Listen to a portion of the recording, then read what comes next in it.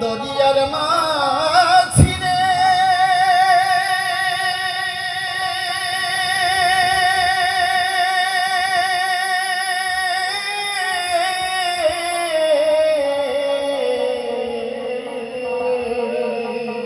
ভালো ভালো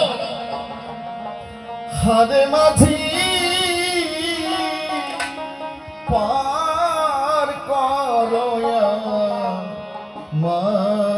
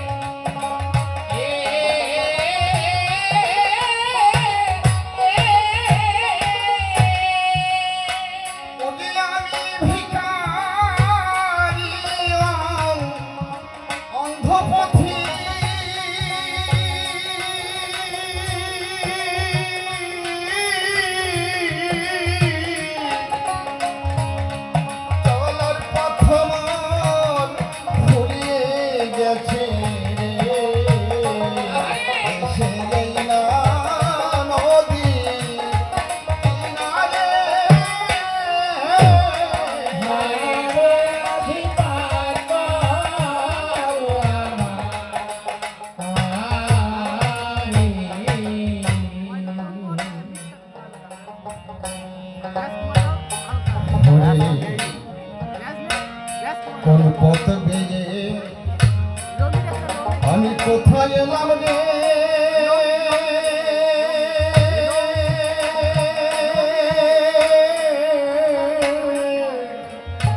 ও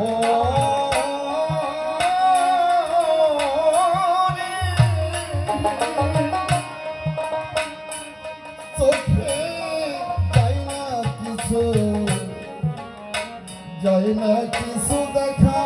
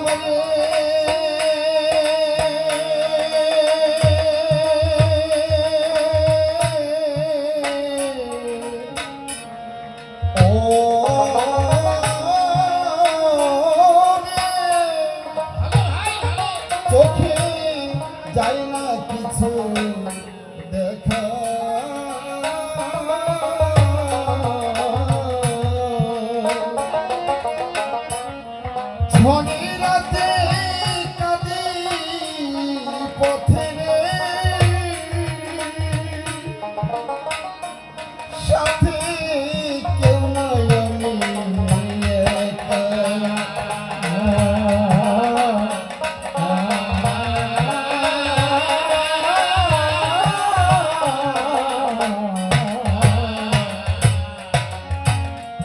এই ছিল কি কপালে লেখা,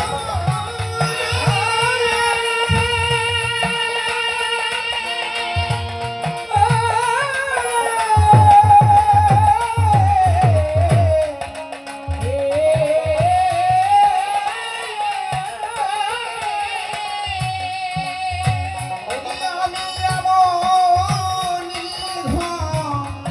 ধোঁয়ালা।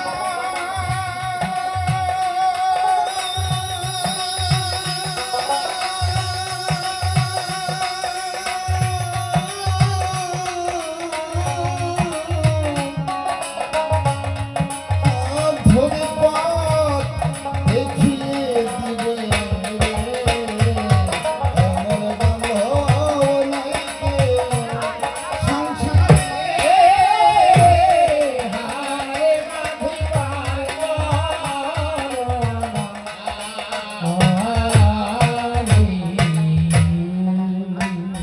ও দয়াল, একে আমার আধার রাতিরে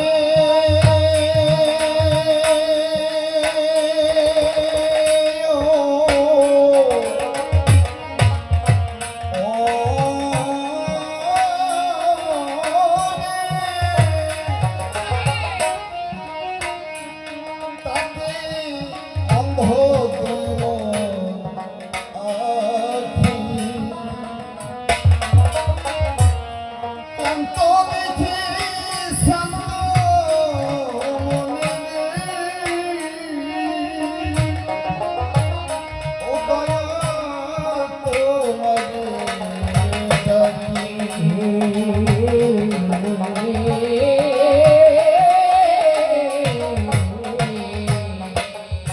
ও দয়াল রে,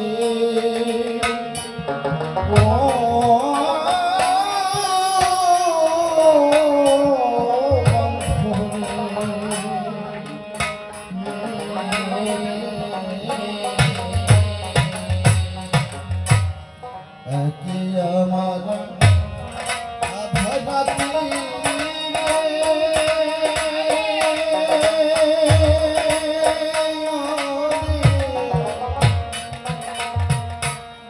ও মাঝি রে, তাতে অন্ধ দুই আখি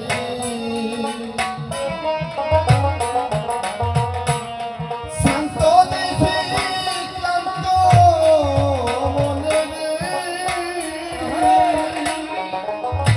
ও দয়াল তোমারে ডাকি।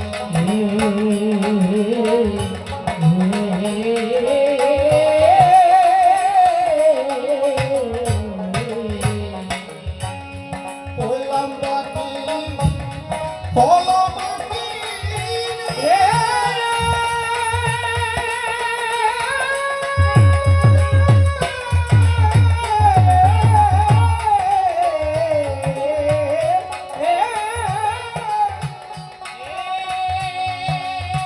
যদি আমার কত বাকি কর্মফল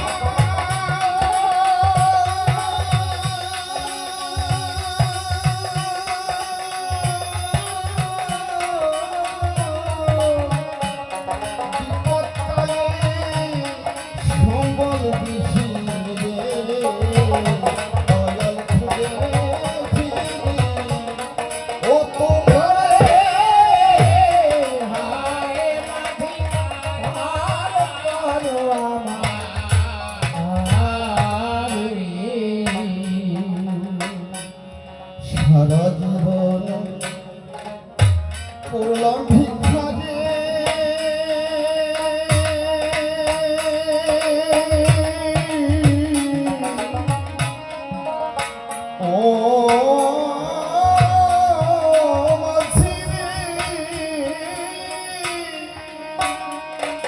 কাঁদে নিয়া ভিক্ষা ঝুলি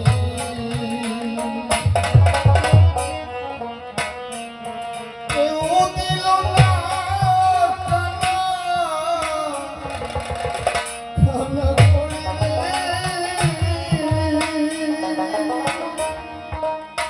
ওরে পেলাম ঠিক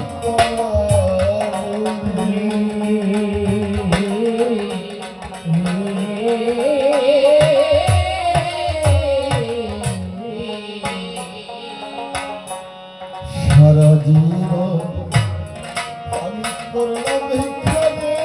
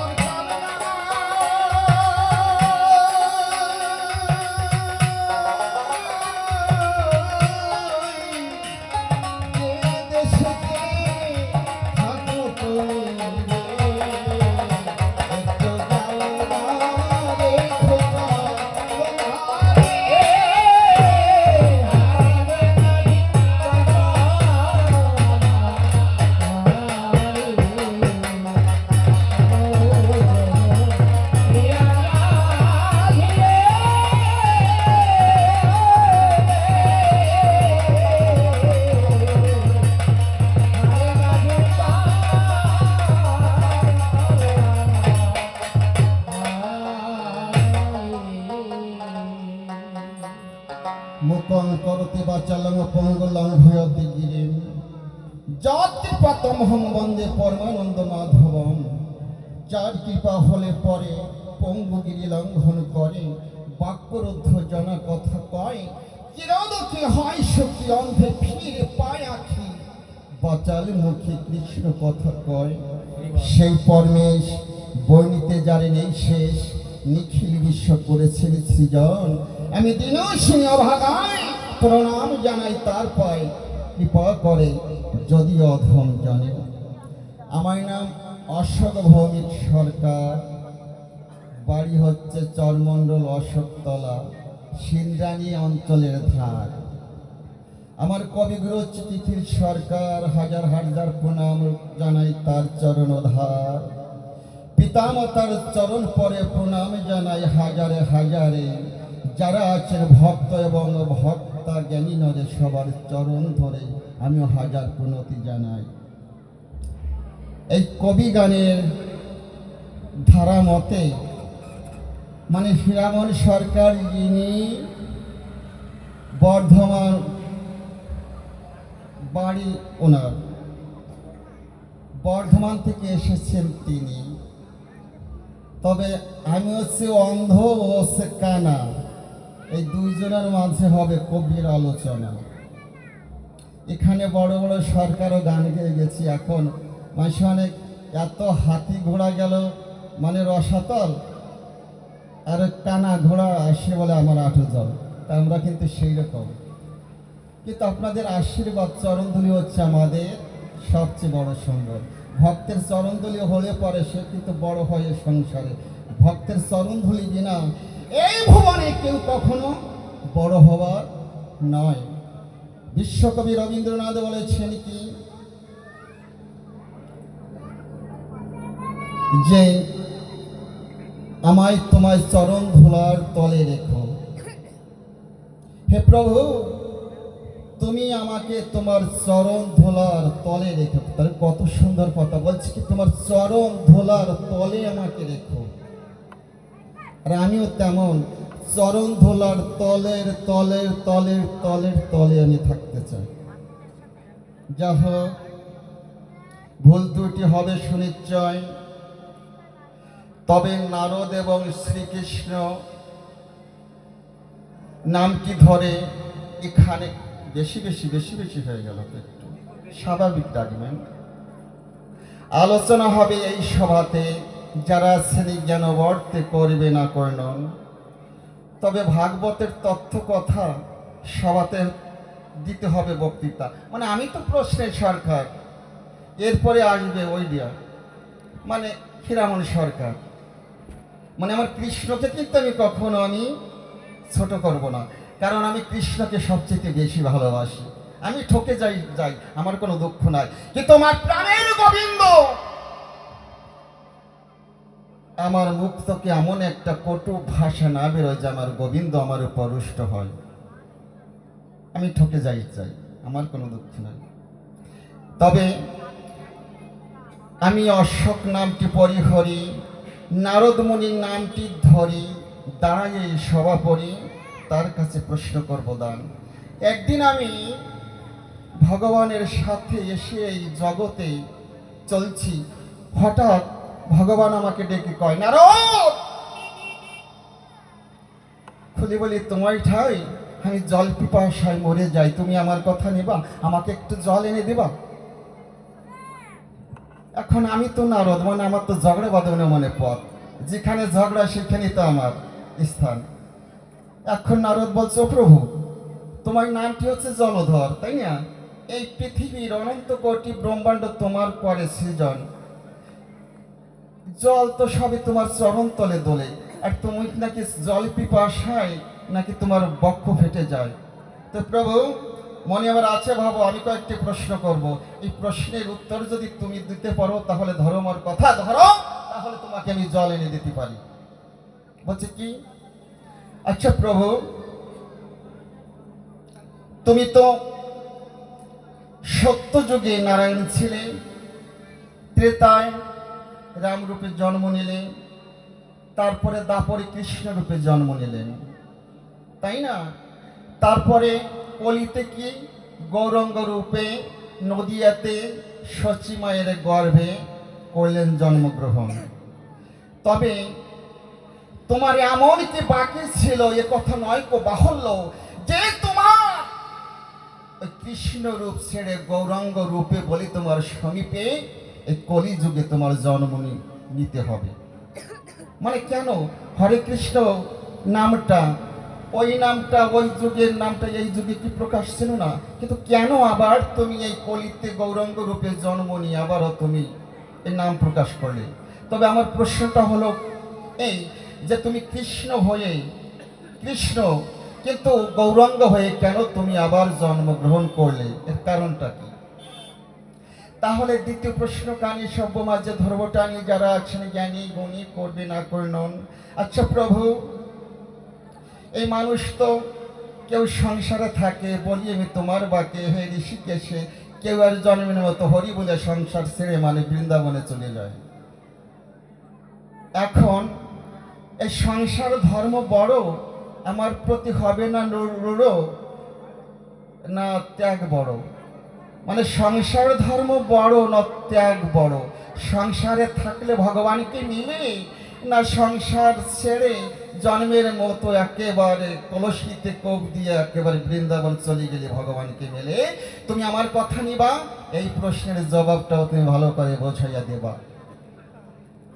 দুটি প্রশ্ন হয়ে গেল, আর একটি প্রশ্ন বলবো ভালো, হে কৃষ্ণ জ্ঞানী দল দিবেন সমাধান।